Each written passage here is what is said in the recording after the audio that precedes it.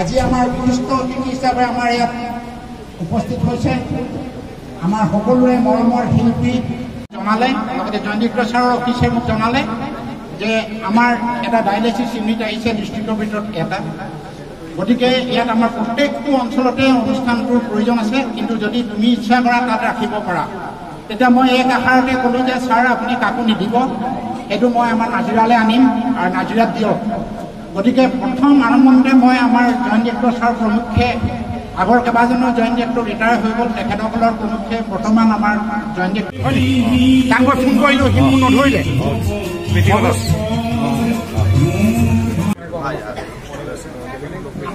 সৰুদীয়া জাপি আমাৰ এপলো ডায়েগনষ্টিছৰ পৰা তেখেতে এটা সৰুদীয়া জাপি পিন্ধাইছে মই আপোনালোকক আদৰণি হিচাপে এটাই কথা ক'ব বিচাৰিছোঁ এই ডায়েলাইচিছ ইউনিটটো ইয়ালৈ অহাৰ মূলত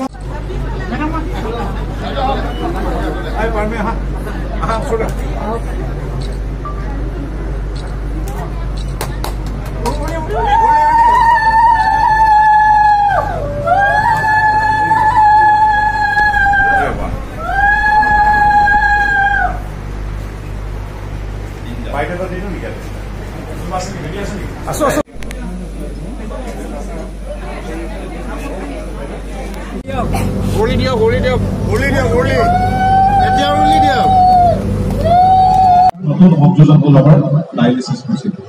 আজিৰ পৰা কিছু বছৰ আগলৈকে ডায়ালিচিছ বুলি ক'লে আমাৰ মানুহ যাব লাগে হয় ডিব্ৰুগড় নহয় গুৱাহাটী যোৰহাট চিকিৎসা মহাবিদ্যালয় পোৱা নাছিল তেতিয়া কিন্তু আজিৰ তাৰিখত ভাৰতৰ অন্য প্ৰান্তৰ লগতে আমাৰ নাজিৰাতো আজি ডায়ালিচিছ মেচিন এটা আমাৰ সকলোৰে তৎপৰতা আমাৰ যি ভিজন বা যি মিছন আছে আমাৰ সৰ্বাধিক মোদী ডাঙৰীয়াৰ সকলোৰে বাবে উন্নতমানৰ স্বাস্থ্য আৰু সেই স্বাস্থ্যৰ বাবে অসমৰ পৰিপ্ৰেক্ষিতত স্বাস্থ্যমন্ত্ৰী হৈ থকা দিনৰ পৰা ডক্টৰ হিমন্ত বিশ্ব শৰ্মাদেৱে আজি পৰ্যন্ত অহৰ্নিশে যিখিনি কাম কৰি আছে তাৰ ফলশ্ৰুতিত আজি আমি আমাৰ নাজিৰাৰ এই অসামৰিক চিকিৎসালয়টো আহি আমি ডায়ালিচিছ মেচিন পাইছো প্ৰতিদিনে 3গৰাকীকৈ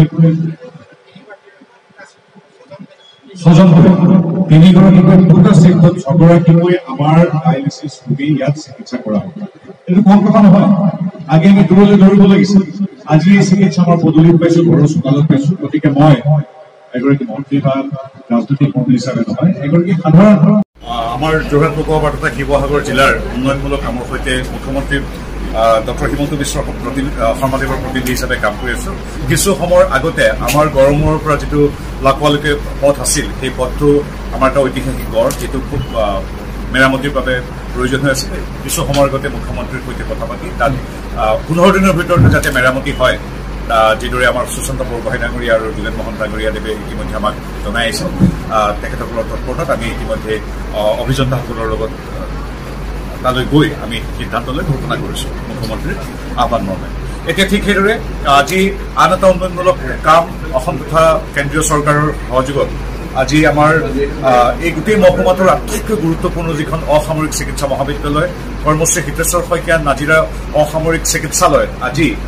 3টা ডায়ালিচিছ মেচিন সংযুক্ত হৈছে আৰু ডক্টৰ হিমন্ত বিশ্ব শৰ্মাদেৱৰ নেতৃত্বত যি স্বাস্থ্য ক্ষেত্ৰত আমি এটা ইতিবাচক পৰিৱৰ্তনৰ পিনে উন্নীত হৈ গৈ আছো তাৰ এক চাক্ষুষ প্ৰমাণ হ'ল আজি এই আপোনালোকৰ চকুৰ আগত দেখিছে ডায়ালিচিছ মেচিন ইয়াত দুটা চিফ্টত প্ৰতিদিনে তিনিগৰাকী অৰ্থাৎ 6গৰাকীকৈ ৰোগীলৈ সেৱা আগবঢ়োৱা হ'ব এতিয়া আৰু আমাৰ নাজিৰা মহকুমাৰ কিডনী পেচেণ্ট বা ডায়ালিচিছৰ বাবে যাৰ ডায়ালিচিছৰ প্ৰয়োজন তেখেতসকলে এতিয়া চিকিৎসা মহাবিদ্যালয় বা গুৱাহাটী ডিব্ৰুগড়লৈ যোৱাৰ প্ৰয়োজন নাই এই সেৱা এতিয়াৰ পৰা ইয়াতে উপলব্ধ হ'ব গতিকে ৰাইজে ইয়াত ঘূৰি ঘূৰি আশীষ দিছে আমাৰ মুখ্যমন্ত্ৰী মহোদয় তথা সংশ্লিষ্ট আমাৰ চিকিৎসক আমাৰ ইয়াৰ অধীক্ষক তথা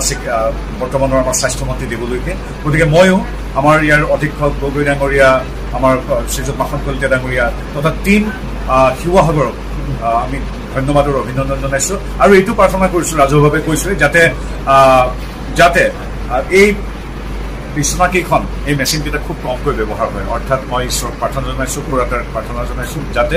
যিমান পাৰি কম ৰোগী ইয়ালৈ আহক সকলো সুস্থ হৈ থাকে লগতে এটা কথা সুধিব বিচাৰিছোঁ আমাৰ নাজিৰাত প্ৰায় চিকিৎসকৰ অভাৱ দেখা পোৱা যায় নাই সেই বিষয়ে আগতে সেইটো পূৰ্বৰ কথা আছিলে এতিয়া আপোনালোকে জানে একেবাৰে গ্ৰামাঞ্চলতো আপুনি সেইটো যুক্তলি ষ্টেট ডিছপেঞ্চেৰীৰ কথাই কওক বা আমাৰ এই কৰ্মশ্ৰী হিতচকীয়া অসমৰ চিকিৎসালয়কে কওক এই সকলোতে এখন ষ্টেট ডিছপেঞ্চেৰীৰ পৰা ইয়ালৈকে সকলোতে আজিতো এখন চিকিৎসক আছে আৰু যদি ক'ৰবাত হয় কেতিয়াবা 2জন ক'ৰবাত কমি থাকিব পাৰে এতিয়া আমাৰ ভাল খবৰ হ'ল এইকেইদিনতে আমাৰ কেৱল শিৱসাগৰত 14জন বিশেষজ্ঞ চিকিৎসকক প্ৰেৰণ কৰা হৈছে গতিকে এইটো ভাল কথা গতিকে চিকিৎসা ক্ষেত্ৰত ক'ৰবাত কিবা যদি কম হৈ আছে এইটো পোনপটীয়াকৈ সন্মানীয় স্বাস্থ্যমন্ত্ৰী সিংহাল ডাঙৰীয়া আৰু আমাৰ মুখ্যমন্ত্ৰী ডাঙৰীয়াই তদাৰক কৰিছে গতিকে আমি ভাবোঁ সকলোবিলাক সুন্দৰ হৈ আছে সুন্দৰ হৈ থাকিব আৰু এটা আজি খুব গুৰুত্বপূৰ্ণ দিন আমাৰ শিৱসাগৰ জিলাৰ চিকিৎসা খণ্ডত 14জন আহিছে যিহেতু 14জন আহিছে তাৰ ইকুইটি ডিষ্ট্ৰিবিউশ্যন হ'ব আৰু আমি ইয়াত যিহেতু আমাৰ জইণ্ট ডিৰেক্টৰ আছে জইণ্ট ডিৰেক্টৰৰ লগতো ইতিমধ্যে আপোনালোকৰ কথাখিনি আমি পাতিছোঁ খুব সুন্দৰভাৱে নাৰ্ছ চিকিৎসক বা অন্যান্য যিসকল কাৰিকৰী আছে তেওঁলোকক আমি উপলব্ধ কৰা আমি কথা কৈছোঁ নহয় এতিয়া দুটা কথা আছে প্ৰথম কথাটো হ'ল কিছু ৰাস্তাত মুখ্যমন্ত্ৰী মহোদয়ে উদাহৰণস্বৰূপে আমাৰ গড়মূৰৰ পৰা যিটো আমাৰ লাখলৈ যিটো পথ